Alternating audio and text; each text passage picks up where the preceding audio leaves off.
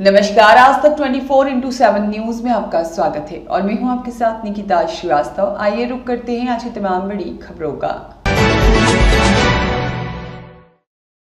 चुनाव परिणाम के बाद महाराष्ट्र में विधायकों की खरीद फिरोख्त की आशंका है। हालांकि महाराष्ट्र और झारखंड विधानसभा के चुनाव परिणाम 23 नवंबर को आएंगे, लेकिन 20 नवंबर को मतदान समाप्ति के तुरंत बाद मीडिया घरानों और अन्य संस्थानों ने अनुमानित परिणाम घोषित कर दिया है। ऐसे में परिणाम हरियाणा में भी घोषित किए गए थे, लेकिन परिणाम अनुमानों के उलट आए। सभी मीडिया घराने और अनुमान लगाने वाली संस्थाएं हरियाणा में कांग्रेस की जीत मान रही थी, लेकिन परिणाम भाजपा की जीत हुई और इस दुर्गति के बाद अनुमान लगाने वाले भी डरे हुए हैं। इसलिए महाराष्ट्र के बारे में आधा अधूरा अनुमान लगाया जा रहा है।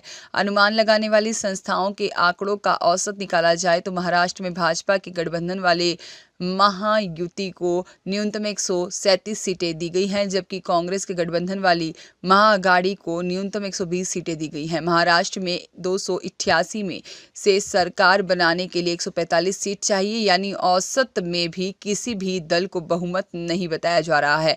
वहीं जानकारों की माने तो महाराष्ट्र में परिणाम के बाद विधायकों की खरीद फिरोख्त का दौर चलेगा। असल में इस बार शिवसेना और एनसीपी के दो गुट होने के साथ साथ भाजपा और कांग्रेस के बागी उम्मीदवार को भी संख्या उनकी ज्यादा है। बागी उम्मीदवारों ने कई सीटों पर प्रमुख दलों के उम्मीदवारों का खेल बिगाड़ दिया है और अनेक सीटों पर बागी उम्मीदवार अपने दल के अधिकृत उम्मीदवार से ज्यादा मजबूत हैं। कांग्रेस, भाजपा और शिवसेना और एनसीपी के दोनों गुटों के नेता अभी भी सतर्कता बरत रहे हैं। कुछ दलों ने तो अपने सभी उम्मीदवारों को एक स्थान पर एकत्रित कर लिया है।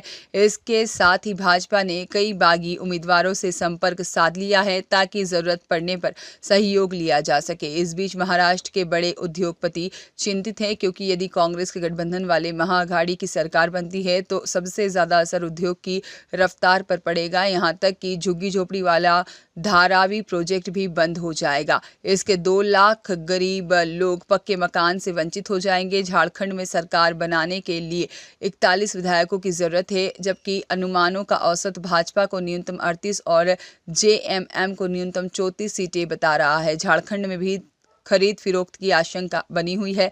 महाराष्ट्र विधानसभा के चुनाव में मुस्लिम पर्सनल लॉ बोर्ड के प्रवक्ता मौलाना रहमान सज्जाद नोमानी भले ही भाजपा को हराने का वफाद जारी करे, लेकिन महाराष्ट्र की भाजपा गठबंधन वाली सरकार ही अभिनेता सलमान खान को सुरक्षा दे रही है। मुसलमानों के जो नेता भाजपा के खिलाफ जहर उगलते हैं, उन्हें कट्टरपंथ से सावधान रहना चाहिए।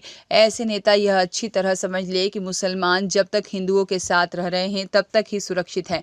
जिस दिन मुसलमानों को मुसलमानों के साथ रहना पड़ेगा, उस दिन आम मुसलमान सुरक्षित नहीं रहेगा। भारत में रहने वाले मुसलमान अपने पड़ोसी देश पाकिस्तान, अफगानिस्तान और बांग्लादेश के हालात देख सकते हैं।